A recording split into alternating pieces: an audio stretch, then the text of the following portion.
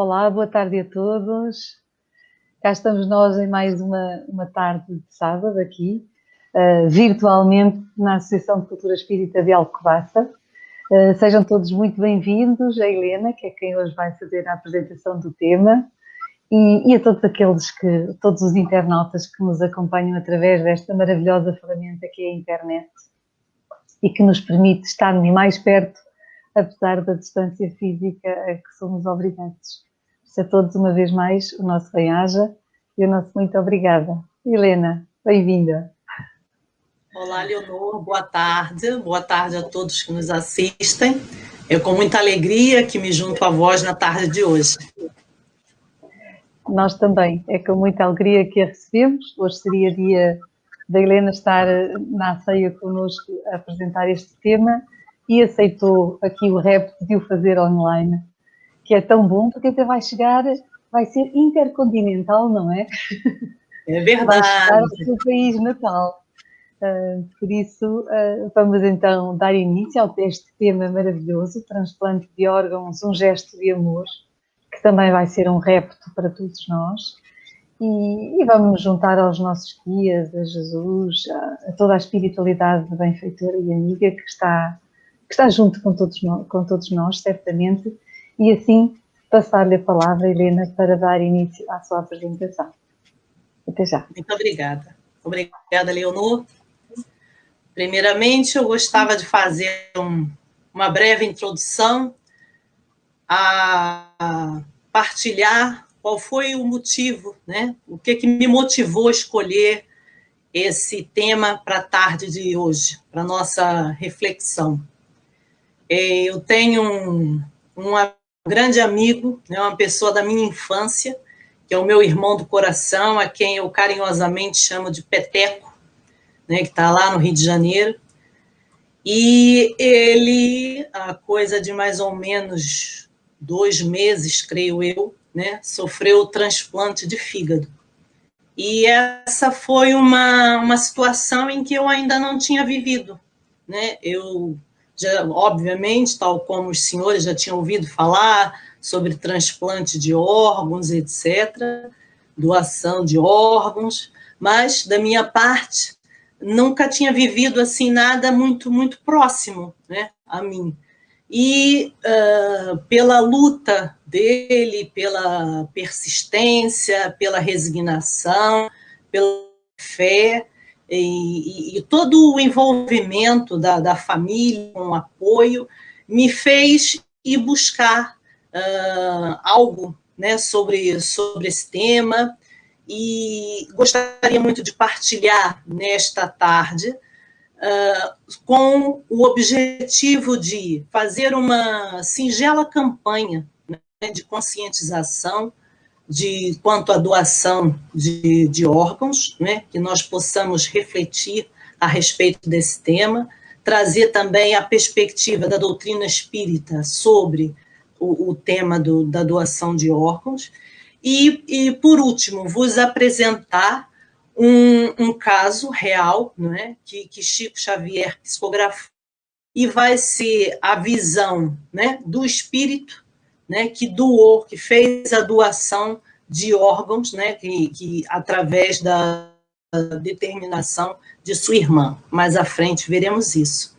Mas, passando já ao início da palestra, gostava de ressaltar que a evolução, né? Vamos fazer um pequeno apanhado com relação à evolução do transplante. Porque desde a mais remota antiguidade, o homem tenta substituir partes do corpo, órgãos inteiros, por similares retirados de doadores. As primeiras notícias que mostram esse procedimento datam de 800 anos antes de Cristo, quando na Índia efetuaram-se transplantes para reparar partes lesáveis com a pele retirada da fronte de um doador. E eu consegui uma imagem que pode, no slide seguinte, demonstrar isso, né? Num primeiro momento, nós, né, ficamos assim, mas se considerarmos, né, que aquilo foi feito 800 anos, né, antes de Cristo, o quanto, né, que esses procedimentos, né, começaram a impulsionar o que a medicina hoje, né, a ciência vem avançando e temos hoje enquanto realidade dos transplantes. Mas agora eu vos convido a dar um salto assim no tempo e vamos chegar, né, até o Dr. Christian, né, que nos tempos modernos, contudo, o primeiro transplante de órgão vital, que foi o coração, realizado com relativo sucesso, ocorreu na África do Sul em 1967, graças à habilidade do cirurgião Christian Barnard em dominar as técnicas operatórias cardiovasculares já então desenvolvidas. E este homem, né, acredito que trazendo essa missão de impulsionar, né, a nível da medicina, os procedimentos de transplante, percorreu muitos milhares de quilômetros, né, visitou inúmeros países, foi recebido por cientistas e chefes de estados, justamente para divulgar, não é, o seu procedimento, né, o avanço de que estava havendo diminuição dos casos de rejeição e havendo uma sobrevida maior do que antes. E, em termos de datas, gostava de dizer que, na Europa, foi em 1968 realizado o primeiro transplante de coração, nomeadamente na França, na cidade de Lyon. E, fazendo uma pesquisa, né, com relação a Portugal, foi em 1969 que ocorreu o primeiro transplante em Coimbra, e tratou-se de um transplante de rim. E, curiosamente, e voltando à questão da África do Sul, eu, na minha pesquisa, verifiquei que, na cidade de Cliff, houve uma grande polêmica, porque o coração de um jovem negro viu como doador para um homem branco. E aí causou uma grande polêmica num país onde vigorava o princípio do apartheid, né? E, obviamente, ficou descrito aí, né, que se o coração de um homem negro podia salvar um branco, por que ambos não poderiam gozar dos mesmos direitos políticos e sociais? Então, né, eu achei muito interessante essa passagem, porque o que essa questão do transplante, não é? Que é independente da raça, do sexo, do credo, não é? É muito superior a toda e qualquer conotação que nós, enquanto homens, podemos considerar para separar, né, os grupos e trazer o sectarismo. Mas vamos avançar. E no próximo slide poderemos verificar que, nas práticas médicas de todas as especialidades, o transplante de órgãos é a que demonstra com maior clareza a estreita relação entre a morte e a nova vida. O renascimento das cinzas, como fênix, o mitológico pássaro, símbolo da renovação do tempo e da vida após a morte. E para aqueles que não conhecem, né, a lenda em torno de Fênix, de uma maneira assim, muito sucinta, Fênix era a mitologia grega, que quando morria entrava em autocombustão e, passando algum tempo, renascia, ressurgia das cinzas. Podemos, então, avançar. Não podemos esquecer que, se hoje somos potenciais doadores, amanhã poderemos ser, ou nossos familiares e amigos, potenciais receptores. Então, fica um convite, né, para essa reflexão com porque acaba sendo uma possibilidade, né, de sermos um doador de vida. E, tal como eu falei anteriormente, nós pensamos, né, que isso está sempre muito distante e que nunca poderá acontecer conosco ou com alguém, mas é importante que façamos uma reflexão sobre esse tema, né, que não é muito assim debatido. Acredito eu que deveria haver maiores campanhas, né, esclarecedoras, mas aproveito essa oportunidade de uma forma muito singela, fazer essa campanha e trazer o assunto para reflexão, porque nós devemos considerar que não há um limite de idade para a doação de órgãos, porque é a qualidade e a funcionalidade dos órgãos que determinam a possibilidade de serem usados para a transplantação. E outra coisa que ainda não é um empecilho, mas é algo que também condiciona muito a questão de poder se concretizar o transplante, a possibilidade do transplante.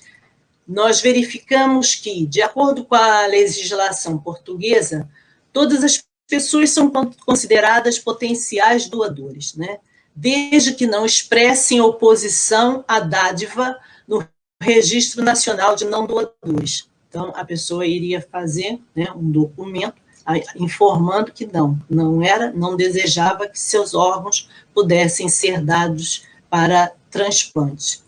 E, segundo informações do Instituto Português do Sangue e Transplantação, temos a seguinte nota: apesar da nossa vontade de sermos doadores, nem todos poderão ser. Para tal, a morte deverá ocorrer numa unidade de cuidados intensivos de um hospital. É nestas unidades que se podem preservar os órgãos e fazer as provas necessárias para a correta avaliação de cada potencial doador. É a equipe médica que, depois de realizada todas as provas necessárias, determina se o falecido pode ser um doador e ainda de que órgãos poderiam ser. Então, envolve várias nuances, tem que ser atendidos vários protocolos com relação a isso. Mas, ainda assim, que isso não sirva de empecilho, que nós possamos realmente avançar e pensar na questão do potencial doador de órgãos. Seguindo, nós poderemos verificar que, para a maioria das pessoas, a questão da doação é tão remota e distante quanto a morte. Mas, para quem está esperando um órgão para transplante, ela significa a única possibilidade de vida. E, por alguns instantes, façamos esse exercício de tentar nos colocar no lugar do outro, daquele que está na fila do transplante por algum tempo, como eu pude acompanhar, mesmo estando aqui de longe, quando pela primeira vez esse meu amigo Peteco telefonaram, entraram em contato, foram correndo para o hospital e por um motivo de que o órgão não estava com as necessárias condições para ser transplantado, teve que retornar para casa e esperar mais algum tempo até que pela segunda vez foi possível e felizmente realizou-se e ele está se recuperando muitíssimo bem. Então, é necessário que nós façamos esse exercício de tentar nos imaginarmos na situação daquele que aguarda ansiosa a possibilidade da doação e que dali, muitas das vezes, é o que vai determinar o tempo de vida que ele ainda poderá ter. Podemos avançar? Joana de Ângeles, no livro Dias Gloriosos, né, nos diz que verdadeira bênção, o transplante de órgãos concede oportunidade de prosseguimento da existência física na condição de moratória, ou seja, há um adiamentozinho, né, há um prolongamento, através da qual o espírito continua o périplo, ou seja, o seu circuito orgânico.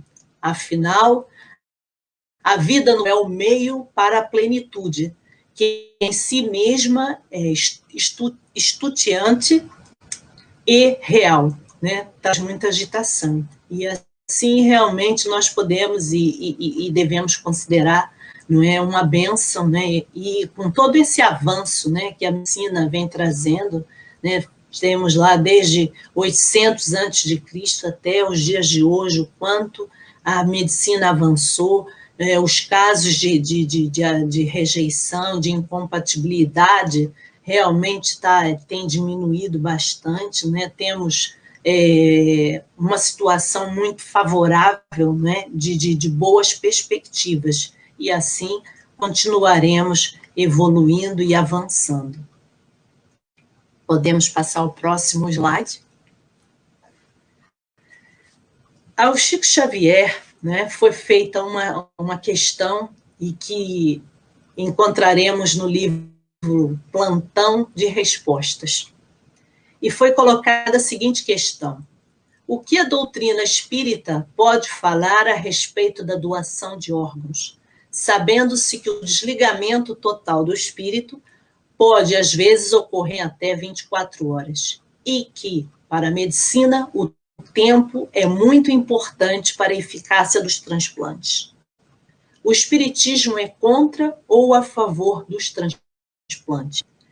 Aqui ficou realmente, levantou-se essa questão do tempo, não é? Justamente porque o tempo é muito precioso, não é? É em torno de 4 a 5 horas, não é? Para que realmente se consiga fazer essa transferência, né, do doador ao receptor. Então, vamos lá ver a resposta que assim Chico deu. O benefício daqueles que necessitam consiste numa das maiores recompensas para o espírito.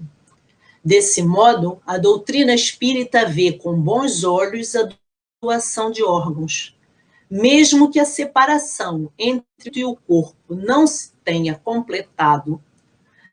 A espiritualidade dispõe de recursos para impedir impressões penosas e sofrimentos aos doadores. A doação de órgãos não é contrária às leis da natureza, porque beneficia. Além disso, é uma oportunidade para que se desenvolvam os conhecimentos científicos, colocando-os a serviço de vários necessitados.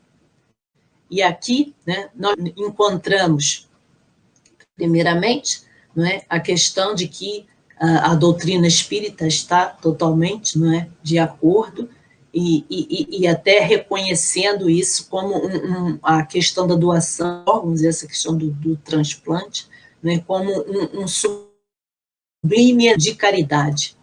E fica desmistificado, né? Cai aquele mito de algumas pessoas a pensarem de que não vai ser possível eu fazer essa doação, vá que o espírito ainda não se desligou da matéria, e como é que vai ser? Ele vai se sentir mal, vai chegar ao mundo espiritual, por exemplo, sem enxergar, porque foi doado uma córnea, ou seja, tudo isso cai por terra, porque com a harmonia, né, do universo, né, com Deus e todas a sua soberana, né, bondade e justiça, não permite que tal aconteça, né, dispondo a espiritualidade de recursos que, ainda que o espírito não esteja totalmente, né, os laços desprendidos da matéria, né, possa o espírito não sofrer, não é, toda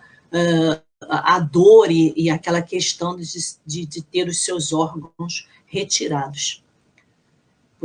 Podemos, então, avançar. Divaldo Pereira Franco, no livro Seara de Luz, ele faz também a referência, né, de que a doutrina espírita, né, está em pleno acordo com relação ao transplante. Ele, assim, nos informa: se a misericórdia divina nos confere uma organização física sadia, é justo e válido, depois de nos havermos utilizado deste patrimônio, oferecê-lo, e já digo porque chamei a atenção, graças a conquistas valiosas da ciência e da tecnologia, aos que eram em carência a fim de continuarem uma jornada. E por que eu quis também dei essa ênfase ao termo oferecer?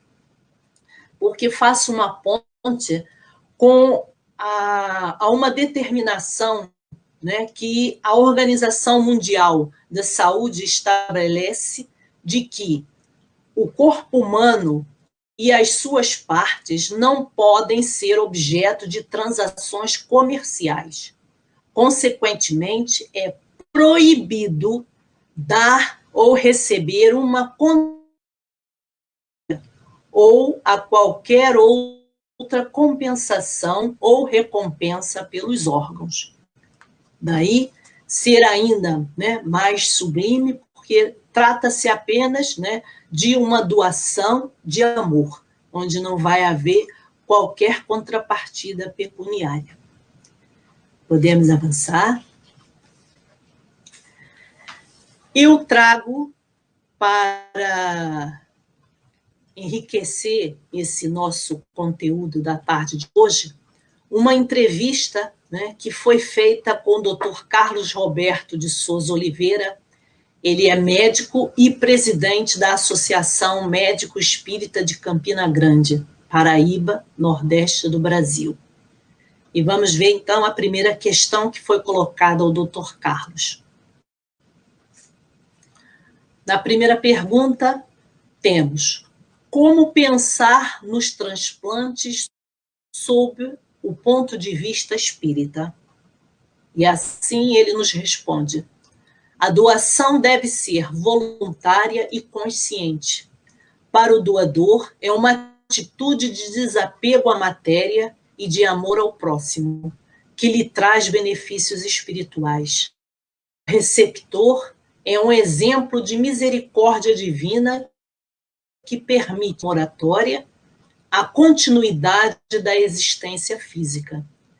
E aqui, né, fica ressaltada a questão do nosso desapego, né, à matéria, né, onde nós já vamos estar mais espiritualizados e vamos entender que, né, é o meu corpo físico, né, é só a matéria onde o espírito está animando, fica, né, o espírito não morre, né, como nós sabemos, como também vai prosseguir a sua jornada, e aquele órgão, aquele coração, ou aquela córnea, né, o fígado, o pulmão, né, seja lá aquilo que realmente vai ser doado, não é?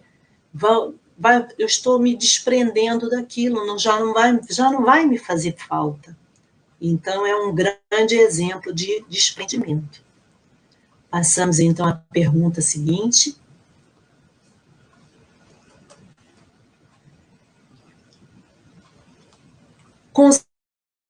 Segura as avaliações clínicas da morte encefálica? Porque também acredito que algumas pessoas devam ficar um tanto quanto apreensivas, não é? Se realmente, com relação à determinação da morte encefálica, para daí prosseguir, né, os procedimentos para a retirada de órgãos e a seguir o transplante, se aquilo realmente, né, era confiável, se realmente os critérios a serem adotados iriam variar, se cada caso era um caso, e aí vem aqui o médico, né, o presidente da Associação Médica Espírita, e vem esclarecer o seguinte: sim, se forem realizadas de acordo com a resolução, ele faz a referência que tem como base critérios científicos, as quais definem o que é a parada total e irreversível das funções encefálicas, principalmente do tronco encefálico, cuja destruição leva à separação da alma do corpo físico. E de uma maneira, assim, bem sucinta, não é? Que eu não sou da área, mas com a pesquisa, né, que fiz, e posso trazer aos senhores, que a morte cerebral, ela é para ser atestada, é preciso ser comprovada pelo menos por 2 médicos não ligados à equipe de transplante, isso é importante, incluindo um exame por imagem com intervalo de 6 horas entre os laudos. Ou seja, há critérios muito específicos e rigorosos a serem seguidos. Podemos passar à pergunta seguinte. Como o coração ainda bate, haveria de alguma forma repercussão negativa sobre o doador no momento do transplante? Se houver, há meios espirituais de contorná-la? Sim. Dependendo da situação evolutiva do ser espiritual e quando a retirada do órgão é feita contra a sua vontade, nesses casos, os efeitos negativos podem ser atenuados pelos benfeitores espirituais, por meio do magnetismo curativo, dos esclarecimentos do espírito a respeito dos benefícios do ato da doação, e também pelas preces de agradecimento feitas pelos receptores dos órgãos. Então, aqui nós podemos verificar que, não obstante, não é? Até vamos ter em consideração de que somos todos, não é, doadores em potencial. Eu até nem declarei em minha vida corpórea que queria ser um doador, mas a minha família, né, optou pela doação, e assim, juridicamente permitido, foi feita a doação. Eu, enquanto doador, né, e já em espírito, podendo, né, estar não espiritualizado, não desperto, né, para aquela caridade que foi feita, poderei sim, não é, ficar um tanto revoltado, um tanto chateado, magoado, seja lá o adjetivo, né, que nós vamos trazer. E até esse espírito vai receber, tal como já está na resposta, né, todo o entendimento, não é, e todo o envolvimento magnético para que essa sensação cesse e que ele realmente venha a se aperceber o quanto pôde, né, fazer um ato de caridade, o quanto pôde ajudar ao seu próximo. Podemos passar à próxima pergunta.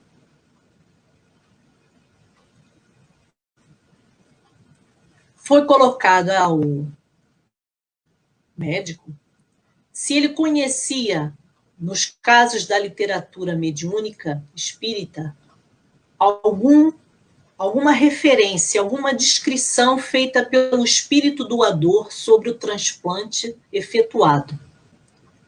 E ele afirma que sim. Uma mensagem recebida do espírito Roberto Igor Porto da Silva, do seu coração para transplante.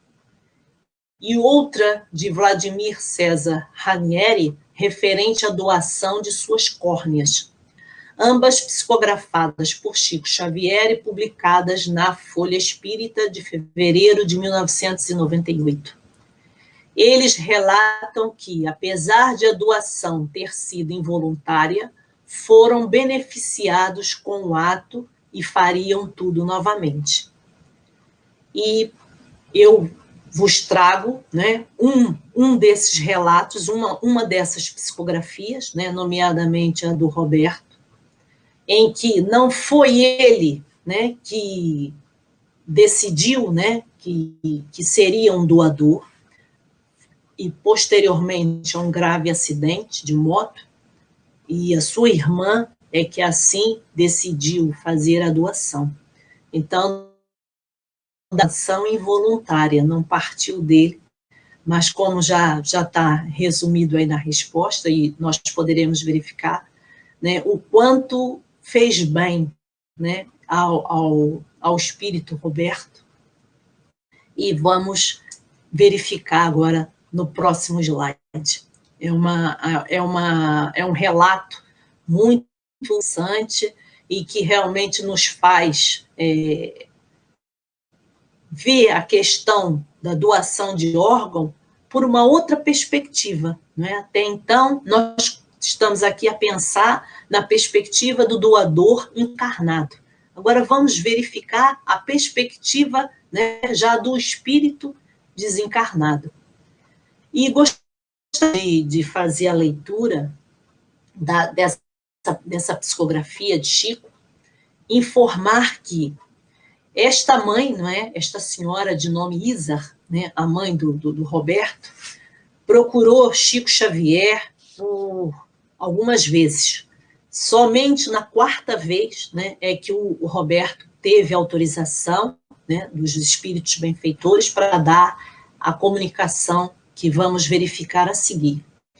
Esta senhora fazia cerca de 3.000 quilômetros, né, para ir até Chico Xavier e participar das reuniões e ficar aguardando ansiosamente por uma carta, né, um comunicado do seu filho, porque ela ainda tinha, né, o seu coração, né, de mãe ainda muito abalado, não só por ter perdido, né, o seu filho querido num grave acidente. Ela soube que ele tinha sido, né, doado o seu coração para transplante pela mídia. E por quê? Porque a sua filha Magali, né, queria ainda esperar algum tempo, alguns dias, para comunicar à mãe do que tinha ocorrido, né, de que ela tinha dado autorização para ver o transplante de coração do seu irmão. Nessa época, foi ela que tomou a decisão, uma vez que o pai bem já estava desencarnado. Então, eram apenas eles três, né, o Roberto, a Magali e a mãe. E para uma mãe que já está, não é, com essa dor, né, no seu luto, ter, né, a notícia, provavelmente pela televisão ou vista, porque isso ocorreu no Rio Grande do Sul, e à época houve assim uma grande repercussão, tendo em vista que aquele estava sendo o primeiro transplante de coração naquela cidade. Então, quer dizer, foi ainda um embate, né? Foi ainda um choque ainda muito maior.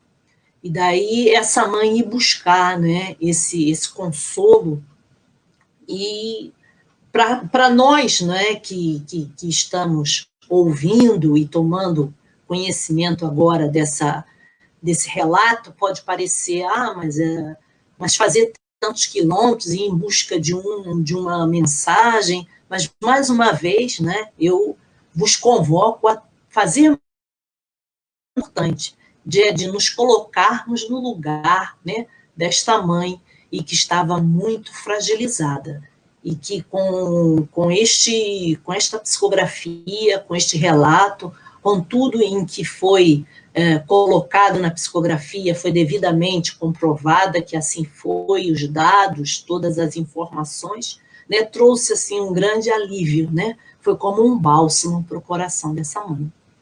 Então, sem maiores delongas, vamos juntos verificar o conteúdo dessa psicografia. Então, na carta, né, que a seguir, né, transcreve-se, destacamos a interessante experiência de Roberto em seu reingresso no mais além, descrevendo seus padecimentos e ressaltando os reflexos benéficos decorrentes da doação de seu coração carnal. Querida mãezinha Isa, aqui estou a pedir-lhe bênção. Mamãe, pedi aos mentores amigos me permitissem contar-lhe como foi a minha queda com fratura no crânio. Podemos. Caí parado e percebi que estava faceando o maior perigo de minha vida. Não pude erguer. Minha coluna parecia-me quebrada e a cabeça entrou em pane, porque não mais consegui coordenar minhas ideias. Percebi que me apanhavam cuidadosamente, mas não pude coisa alguma. Estava sanguinolento. Entretanto, não ignorava, me conduziam a um hospital. Ouvia vozes sem entendê-las, porque a minha própria vida estava se afastando do meu entendimento. Escutei as palavras lavadas de pranto da nossa Magali, a quem os médicos endereçavam uma solicitação que não entendi. Minha atenção esgotava-se na falta de resistência que chegara. Pensava em si, mãezinha Isa, com ânsia de ouvi-la perto. Nada conseguia falar, e quanto mais se acentuava a dor que eu sentia no peito, vi o papai ao meu lado, convidando-me a segui-lo. Outros amigos o acompanhavam, mandavam sair-se da apatia e que estava me acomodando, de modo a segui-los com urgência. Mãe, deixei o corpo como quem se afasta de uma roupa que se fizera imprestável, e logo de seguida, conquanto me sentisse privado de visão, senti uma dor muito grande no tórax. Os amigos de meu pai me solicitaram que esquecesse o vigor daquelas agulhadas que me transtornava todo o ser. No entanto, eles se apressaram em me auxiliar com o magnetismo curativo e a dor desapareceu. Soube mais tarde de que, naquele momento, eu tivera o coração do corpo físico para servir ao transplante que favoreceria um homem que se avizinhava da morte. Meu pai informou que a medida fora autorizada por minha irmã e deu-me a conhecer a utilidade da providência, de vez que eu não mais recuperaria o corpo quebrado até a medula. Explicou-me que era justo o trabalho, entregando-se o meu coração, que ainda pulsava, ao irmão doente que, com isso, poderia continuar vivendo, e esclareceu-me com tanta lógica que acabei aderindo. Reconhecendo que a Magali, vendo-me quase morto, do ponto de vista físico, permitira que meu coração servisse para alguém que necessitava dele. Logo que me confessei agradecido e satisfeito com a medida, notei que o coração em meu corpo espiritual pulsava forte e robusto. Conto-lhe a minha experiência para que não se impressione com o que aconteceu, porquanto da queda que fora vítima não mais levantaria. Estou, mãezinha Isa, satisfeito por ter tido a oportunidade de doar o coração, que se abeirava da imobilidade, a uma outra pessoa que com isso se beneficiaria. Segundo pode o seu generoso coração concluir, seu filho está feliz por ter encontrado o ensejo de cooperar em auxílio de alguém na hora da libertação que se achava prestes a se consumar. E nesse relato, né, em que ainda me enche de emoção a cada vez que leio, nós verificar, não é, o quanto a espiritualidade superior está atenta e assiste não só a nós, né, encarnados, e todos aqueles que estão dentro da equipe médica, que está dentro daquele processo, né, de preparação do doador, né, e do receptor, do transporte do órgão a ser transplantado, né, toda aquela movimentação que envolve dezenas de profissionais, como também o desencarnado, né? E eu fiquei muito sensibilizada pela postura, não é? E reconhecimento dele que, apesar de ter tido, né, uma concessão involuntária, não ter partido dele isso, foi-lhe descrito, né, o que estava ocorrendo, porque ainda estava por perturbação e não conseguia se perceber, mas o quanto que isso, não é, despertou nele a importância daquele ato, né, e o fato de ele realmente não precisar mais, né, desse invólucro, né, desse desprendimento dele ter sido, tal como ele dizia, né, deixando como se fosse uma roupa que já não nos serve mais. E achei realmente muito interessante, fui em busca desse relato, dessa psicografia que Chico fez, para ilustrar, não é, a perspectiva do espírito com relação à doação de órgãos. Podemos avançar?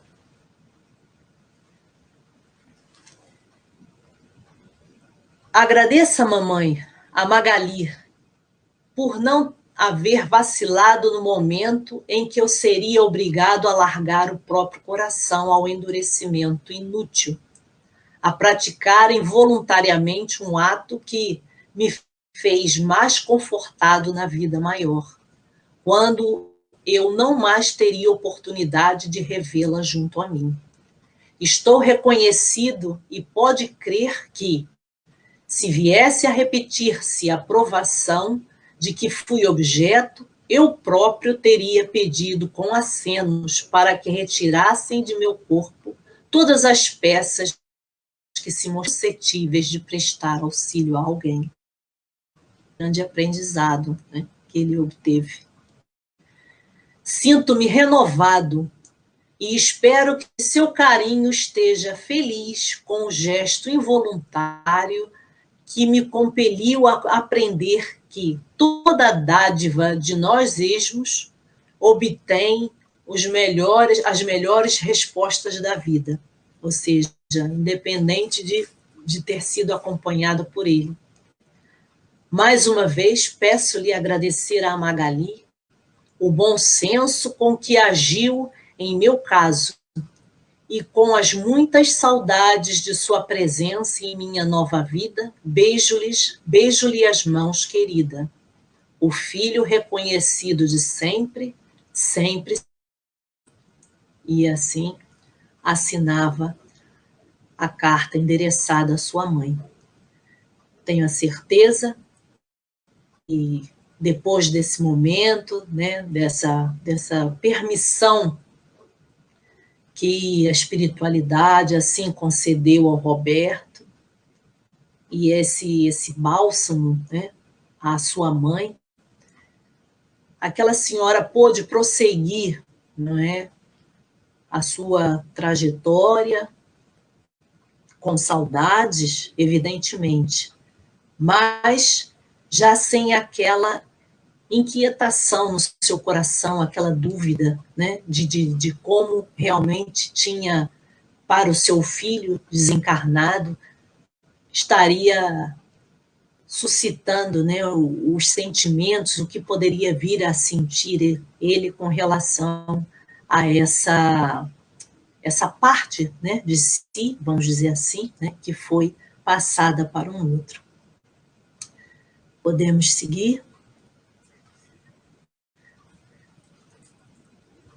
Não há reflexos traumatizantes ou inibidores no corpo espiritual, em contrapartida à mutilação do corpo físico.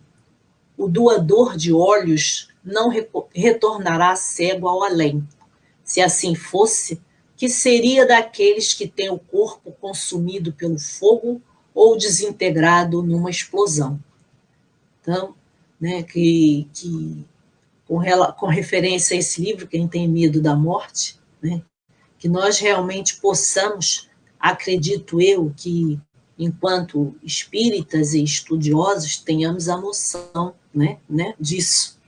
Mas para aqueles outros que não e que estão próximos a nós ou junto de nós, até quando nós pudermos, né, trazer à conversa esse assunto da questão da doação de órgãos, poderemos ser abordados.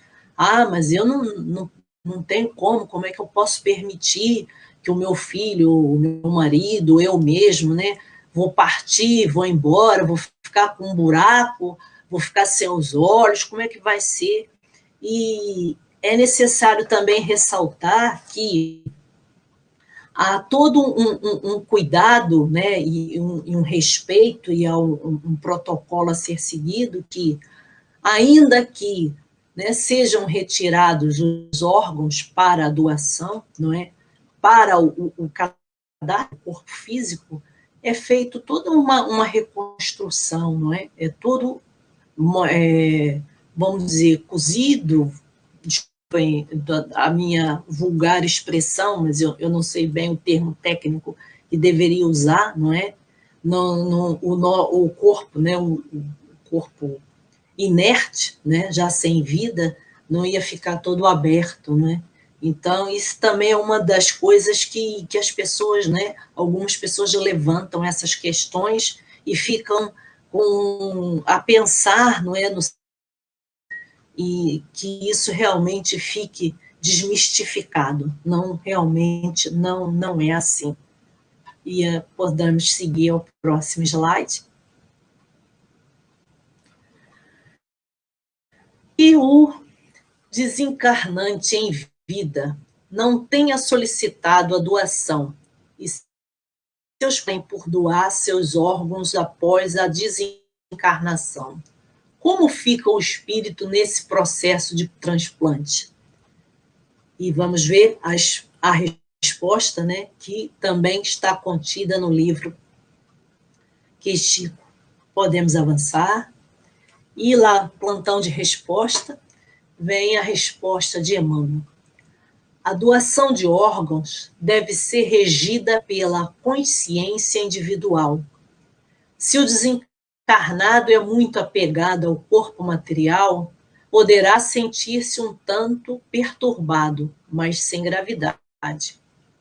Tendo notícia do real papel do próprio corpo na trajetória essencial do espírito, atenderá. Uma vez inútil ao seu trabalho, algo dele serve ao outro. A máquina perdeu só um parafuso. Como o carro fundido ou acidentado cede peças a um menos lesado. E essa figura de linguagem, essa ideia, não é, de que é uma peça, né, que está contribuindo para que uma outra engrenagem, né, possa voltar a funcionar normalmente e até mais algum tempo em uso daquela engrenagem, vai realmente sensibilizar, não é? E todo o tratamento magnético que a espiritualidade amiga, bondosa e superior traz a esses espíritos que ainda possam estar num período de total rejeição a esse ato, né, que foi praticado independente da sua vontade. Podemos seguir. Outra questão que foi colocado ao presidente da Associação Médico Espírita é: que existe de real quanto à repercussão dos hábitos dos doadores nos transplantados? Existem muitas teorias que tentam explicar o fenômeno da memória celular registrado nesses casos, o que necessita de mais estudos.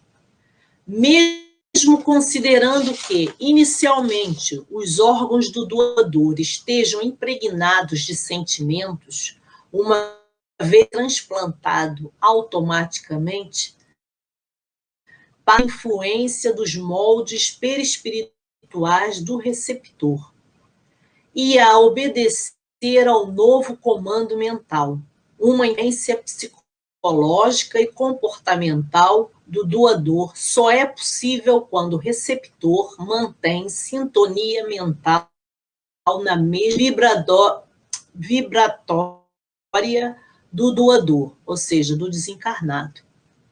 E aqui, com relação à memória celular, eu faço uma pequena referência, que é uma hipótese que postula que memória, hábitos, interesses e gostos podem ser memorizados por outras células do corpo humano para além dos neurônios. Ainda não é 100% cientificamente validado, mas é apoiado por vários cientistas e médicos. Porque, de uma forma, né, muito corriqueira, algumas pessoas acreditam que se vai receber, né, um órgão de uma pessoa, vou dar um exemplo, que é muito propensa à melancolia, à tristeza ou à depressão, que quem recebeu também vai ficar assim. Então, se é uma pessoa que está recebendo um fígado de alguém que realmente está que é muito irritado, que não tem tolerância, que essa pessoa que recebeu vai ter. Não, realmente não é assim. Por quê? O comando mental, não é? Passar a comandar aquele órgão transplantado vai ser do receptor, já não é do doador. E nós podemos ver um pouco mais à frente algumas imagens que ajudam a verificar e a perceber isso com mais nitidez. Podemos avançar. A próxima pergunta é: qual o futuro dos transplantes? E ele assim afirma: muito promissor, principalmente pelas descobertas de medicamentos e desenvolvimento de novas técnicas que diminuem ou eliminam a rejeição, reduzindo a necessidade do uso de imunossupressores, que é usado para suprimir a rejeição em receptores dos transplantes de órgãos. Também pelo maior esclarecimento da população, que vem aumentando a oferta de órgãos e possibilitando a dilatação da existência e a diminuição do sofrimento daqueles que merecem continuar encarnados e souberem aproveitar, por meio da renovação moral, a nova oportunidade concedida pela bondade divina. Então, daí, né, ser necessário intensificar mais essa questão das campanhas para mobilizar mais né, pessoas a despertarem, a se conscientizarem o quanto a doação de órgãos possibilitar ao outro, né, essa sobrevida e também ajudar, não é, nesse refazimento, nessa ajuda, porque eu acredito, não é, não posso falar enquanto primeira pessoa, mas noto, né, no contato semanal que eu tenho com essa família, com esse meu amigo Peteco, né, quando nós fazemos o Evangelho no Lar, eu observo, né, uma evolução nele, né, o quanto ele está agradecido, né, ele que já era uma pessoa de fé, não é? Uma pessoa realmente que acreditava em Deus, ele hoje é uma pessoa muitíssimo grato, não é? A essa possibilidade que ele tem de ter recebido esse fígado. Ele mesmo, né, se diz uma pessoa renovada, acredito eu, né, que nos seus valores, né, nas suas prioridades, e está muito mais desperto, né, a causa, né, do espírito e não tanto da matéria. Podemos seguir ao próximo slide. Eu gostaria de trazer agora, de uma forma sucinta também, as causas espirituais da rejeição, que ela pode ser atribuída a duas causas principais espiritual. Uma delas é as vibrações energéticas impregnadas no órgão, seria a alteração do comando mental. Podemos passar ao próximo slide? Com relação às vibrações energéticas impregnadas no órgão, é natural que as células materiais do órgão doado tenham, por algum tempo, uma certa porção de fluidos do perispírito ao qual esteja ligado. Tão importante quanto o ato de doar os órgãos é doar um órgão em boas condições de uso. Por isso, temos de cuidar de nossos pensamentos e sentimentos, para não impregnar os nossos órgãos com energias negativas. Temos que cuidar do nosso corpo físico, evitando os excessos e vícios que também podem danificar os órgãos. E nós, né, podemos ficar aqui. Penso eu que é no slide seguinte que tem a imagem. Pode passar, por gentileza? Como nós conseguimos verificar aí nessa imagem, temos um senhor, não é, com uns órgãos impregnados por vibrações negativas, e ao lado temos um outro impregnado com vibrações positivas, né? E que ali ele ainda traz algum, quando é transplantado, né, passa do doador ao receptor, ele ainda pode trazer algum fluido daquele, né, de onde ele originou. Mas esse que recebeu, não é? E no caso eu trago o exemplo do meu amigo Peteco, né? Com toda essa gratidão que ele tem, né? Com todo esse amor, né? Que ele se agarrou a essa possibilidade de ter, né, recebido esse órgão, pelas orações que ele faz, né, por aquele a quem doou, que ele não tem conhecimento, né, de quem é, que ele emite as vibrações, né, de agradecimento àquele que possibilitou dele receber esse fígado. Ou seja, tudo isso vai envolver esse fígado que ele recebeu em energias, né, positivas, energias benfazejas. E além, né, de todo apoio, né, da equipe médico-espiritual que o assiste, né, nós no Evangelho no Lar, fazendo referência e agradecendo, né, por esse transplante, ou seja, está só envolvendo aquele órgão, né, em energias benfazejas e positivas, o que, felizmente, não é, no caso dele, até o presente momento, e vamos torcer para que não há, né, todos os exames que ele vem fazendo, não há qualquer alteração ou qualquer, né, que possa possibilitar haver uma rejeição. Tem sido assim, foi uma cirurgia de muito sucesso. E, se Deus quiser, assim há de continuar. No próximo slide, nós podemos verificar que a alteração do comando mental, e aí eu faço uma referência ao que André Luiz nos diz no livro Evolução em Dois Mundos, explica que, quando a célula é retirada de sua estrutura formadora no corpo humano, indo laboratorialmente para outro ambiente, né, ela perde o comando mental que a orientava e passa, dessa forma, a individualizar-se ao ser implantada noutro organismo, por transplante, por exemplo.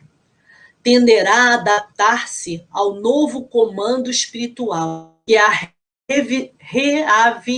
reavitalizará, desculpem, e a seguir coordenará a sua trajetória. No slide seguinte também tem uma imagem, né, que nós podemos verificar que esta senhora, né, que está aí com uma blusinha preta e uma sainha azul, é que foi a doadora, né, no caso aqui o coração, para aquele senhor. Ou seja, como podem verificar, houve uma quebra, né, do comando mental para aqueles órgãos, que agora vai começar a receber o comando mental, não é, daquele senhor que o recebeu. E esses bonequinhos, né, essas ilustrações que estão aí em laranja, é o corpo perispiritual de cada um deles. Agora, pode haver uma possibilidade de rejeição se aquele, né, que começou que recebeu e começou a fazer o comando mental, né, se deixar cair em melancolia, se não acreditar, se o motivo está voltado à negatividade, ou seja, tudo isso vai possibilitar, não é? Possibilitar, não posso afirmar categoricamente, porque isso são outras tantas situações que podem ocorrer, eu apenas trago as duas, né, que comumente são causas de rejeição pela perspectiva espiritual, poderá ocasionar a rejeição do órgão. Passamos ao próximo slide, por favor. E Joana de Ângeles, mais uma vez, né, em dias gloriosos, né, vem, né, de acordo com o André Luiz, né, quando ela expõe que, transferido o órgão para outro corpo, automaticamente o perispírito do encarnado passa a influenciá-lo, moldando-o às suas necessidades, o que exigirá do paciente beneficiado a urgente transformação moral para melhor. Então, o quanto que os nossos pensamentos, a atitude, né, vai ser importante nesse processo. Se ela, pronto, já é no nosso dia a dia, em que nós realmente, né, não estamos dentro desse contexto tão complexo que é de transplante, para aqueles que se encontram, mais ainda se faz necessária essa urgente transformação moral. Podemos seguir? E no próximo slide, e já terminando, gostava de lembrá-los que nas instruções do grande arquiteto que rege o universo, não há espaço para a injustiça e o transplante de órgãos, que é uma façanha da ciência humana, é valiosa oportunidade dentre tantas outras colocadas à nossa disposição para o exercício da caridade. Que nós realmente possamos, né, nos lembrar isso. Como fonte de pesquisa, né, eu vos apresento os livros aos quais eu pesquisei: Doação de Órgãos e Transplante, Dias Gloriosos, Seara de Luz, Quem Tem Medo da Morte, Plantão de Respostas, Vozes de Outra Margem, O Evangelho segundo o Espiritismo e Evolução em Dois Mundos.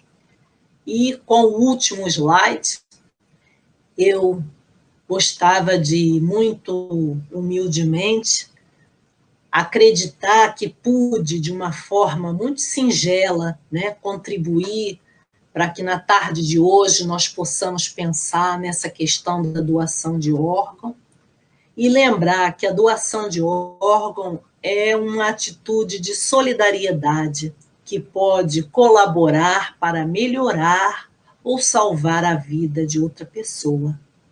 Lembremos disso. Muita paz e obrigada a todos. Obrigada, Helena, por esta apresentação de tema tão intenso e tão verdade. útil e também porque focou uma série de situações que eu penso que talvez seja por isso que não há assim tantas perguntas. Por isso foi muito esclarecedor, bem-haja. É um tema tão pouco falado e tão pertinente. Havia, contudo, uma questão no início que eu pensei que fosse ser dada essa resposta durante a palestra e de alguma forma foi, mas penso que talvez a Ana Pires quisesse fazer outro tipo de questão. Pelo menos eu fui a única questão que me apercebi que aqui está. Ela coloca esta pergunta. Gostava que explicasse o que acontece ao espírito quando o homem entende oferecer o corpo à ciência. Eu penso que nesta questão que ela coloca, ela esteja aqui a falar o espírito encarnado ainda, não é? Como é que fica esse espírito? Penso que é isso que ela se está a referir. Mudanças acontecem neste ser, neste espírito ainda encarnado, ao assumir esta atitude de doação, no fundo uma atitude de dádiva, não é? E neste caso para estudo da ciência. Por isso eu penso que ela aqui talvez fosse para falarmos do desapego numa fase primária, não é? Ainda encarnado, antes de chegar ao plano espiritual, uma conquista do espírito ainda encarnado, de desapego, de caridade, de auxílio ao próximo. Pelo menos o espírito que nesta área, não é? Nesta faceta da sua existência, já se encontrará numa fase mais liberta do apego material. E note-se, quando eu refiro nesta faceta, é porque a evolução dá-se nas imensas facetas da nossa existência, não é? Nós não evoluímos paralela e igualmente em todas elas. Então, esta poderia ser já uma conquista desse espírito, não é? Nesta encarnação, com outras para continuar a evoluir, mas seria uma etapa já ganha, como eu costumo dizer. Se for efetivamente de depuração, sentir-se-á efetivamente liberto e grato. E até uma pessoa que eu penso que é uma amiga sua do Brasil, Isabel Melo, eu penso que deixou um exemplo de uma amiga Berenice, que terá doado o seu corpo à Universidade Federal do Rio de Janeiro, portanto, antes de desencarnar, fez essa doação. Portanto, não sei se respondia à Ana Pires se era esta a diferença em relação ao que foi sendo exposto. De resto, acho que expôs tudo. Por isso, certamente não haverá aqui, não temos aqui grandes questões, apenas comentários de agradecimento da palestra e que parece ter chegado aos corações e ter tocado todos. Era aquilo que nós falávamos precisamente antes da apresentação, não é? É um tema complexo. A Helena não é desta área, em termos profissionais, não é? Não é da área da saúde, mas está feita de uma forma com muito boa sequência e que efetivamente traz uma série de explicações para todos nós e deixa-nos efetivamente a pensar no quanto cada um de nós pode fazer para auxiliar o próximo, não é? Eu não sei se existem algumas questões, João, para passar aqui à nossa equipe técnica, não sei se temos algumas questões que eu não me tenha apercebido. Penso que não. Não sei se quer acrescentar mais alguma coisa. São 5h11.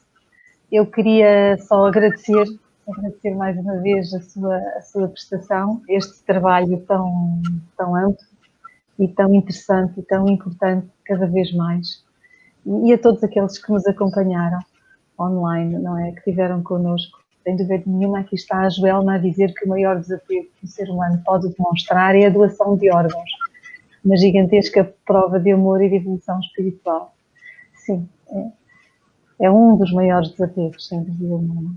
Por isso, a todos, o nosso bem-aja pela vossa presença, pelas vossas partilhas, pelos vossos comentários. Helena, a palavra é sua mais uma vez. Fico agradecida. Eu realmente só tenho mesmo a agradecer, não é? E foi muito gratificante e enriquecedor, não é? Essa pesquisa, essa matéria, e eu me esforcei bastante para tentar me colocar no lugar do outro, né? A tentar, não só por aquela mãe que foi em busca daquela psicografia, como aquele que está sendo, né, recebendo o órgão, aquele que está à espera por tanto tempo numa fila de transplante, ou seja, eu tentei fazer, né, esse exercício para que realmente aquilo que eu vinha buscar, né, na literatura pudesse ainda fazer mais sentido, né, para aquele que está direcionada, né, seja o doador, o receptor, os familiares e todos, né, que estão à volta desse assunto. Eu agradeço imensamente, gosto muito dessa atividade de divulgação da doutrina espírita, porque, né, nos obriga, né, de uma forma muito gentil, a pesquisar, a descobrir, a conhecer e efetivamente, né, a tentar, né, pôr em prática tudo aquilo que nós verificamos. Eu sou grata por essa oportunidade e, mais uma vez, obrigada e bem-aja. Nós aqui agradecemos e só, efetivamente, aquilo que a Helena disse, não é? Às vezes, como a Helena também explicou no início, não é? Determinada questão obriga-nos a sair da nossa aparente zona de conforto e pesquisar áreas que nos passam ao lado, quase, não é? Exato. E foi interessante ter trazido desta forma e sempre associando exemplos, não é? Que foi... Nós às vezes precisamos daquele exemplo prático e real para nos tocar o coração, sem ser só a leitura de um livro. Por isso, bem-aja a todos uma vez mais. Iríamos terminar, vamos nos encontrar aqui no próximo sábado, novamente. Por isso, sejam todos muito bem-vindos. Às 16 horas estaremos um novo direto com uma nova temática. Uma boa semana a todos, uma boa recuperação a todos aqueles que estejam a recuperar de algo, seja esse algo o que for, qualquer dor, qualquer doença, qualquer situação de menos bem-estar. E terminávamos com uma música em jeito de prece e também de louvor a Deus, a Jesus, à criação e a toda esta espiritualidade benfeitora e a toda esta aprendizagem que através deles nos vem sendo permitida. Um bem-aja a todos, boa tarde e uma excelente semana. Obrigada uma vez mais, Helena. Bem-aja. Obrigada, eu, bem-aja.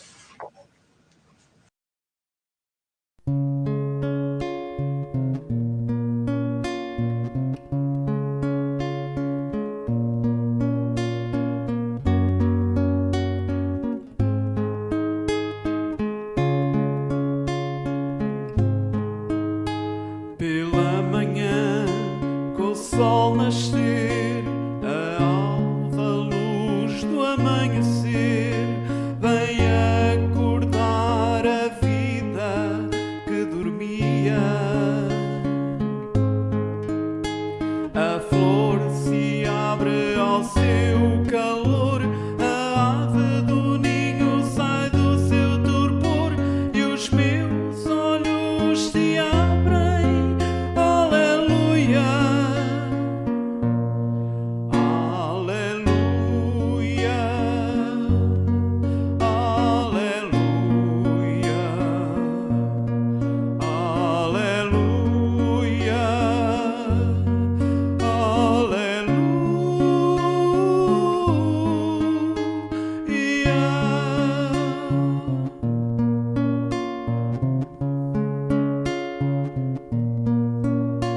no céu azul, a luz do sol brilha forte como um farol. As águas do